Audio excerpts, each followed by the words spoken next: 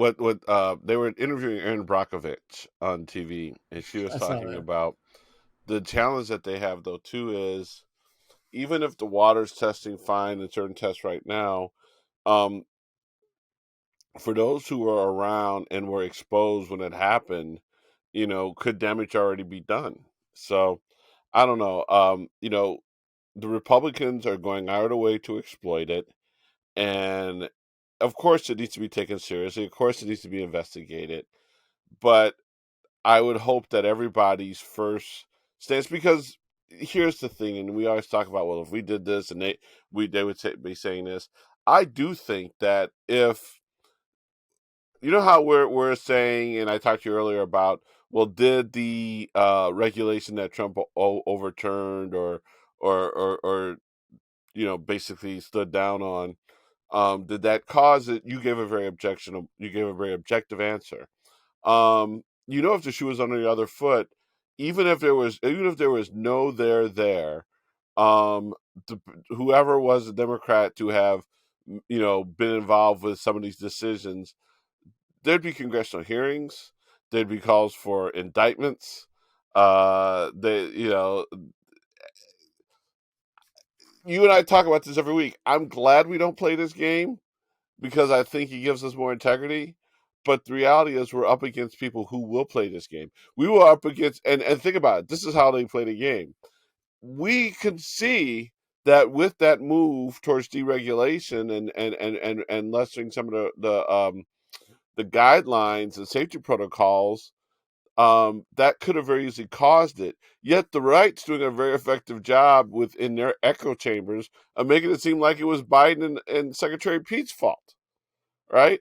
And we know that it's opposite. So, I mean, what do you think? I know we need to be more aggressive, but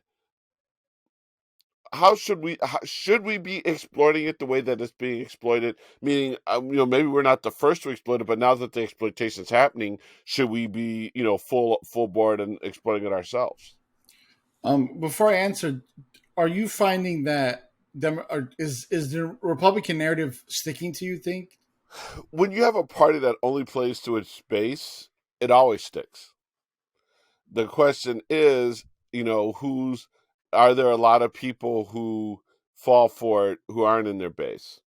I think that's the Yeah, bigger question. it's interesting because I've been paying attention peripherally, like I always do with all this stuff. I don't know if this is sticking. What Republicans are saying is sticking. That's why I was a little disappointed. Maybe not disappointed, but Mayor Pete was trying to take accountability and said, "Well, I should have tweeted about it earlier." The fact is, Biden and Mayor Pete were available to the governor, and he didn't call them back, right? So I don't care if Mayor Pete tweets about. I don't want him tweeting. I want him on the phone trying to get things done. So when somebody asks you why haven't you tweeted about this in a week and a half, I want his answer to be, frankly, tweets aren't do anything. I was on the phone. I was trying to get things done, right? Our EPA administrator was here, right? So also what I'm seeing is what happened, it's interesting, in Pennsylvania with Governor Shapiro, is to say they're going after who's really kind of responsible on some level. And maybe that's an opportunity for the Biden administration to do that as well. Not to pass off blame, but to say, like you said earlier, right? Derailments happen all the time. There's dangerous things on these trains all the time. The Republicans don't believe in regulation. We're trying to get regulation, and we should hold the people who were responsible. I don't know what happens tomorrow. I don't know what happens on the Sunday shows. You know what I mean? But I don't know. If I'm the Biden administration, I'm not backtracking. Like, the Republicans are painting it like Biden called the airstrike on the train to strike it down. Like, this was an accident. This was an accident. And accidents happen. Can we fix it? Can we avoid the next one? And that's where we go from here. But I don't like Mayor Pete backtracking, to be honest.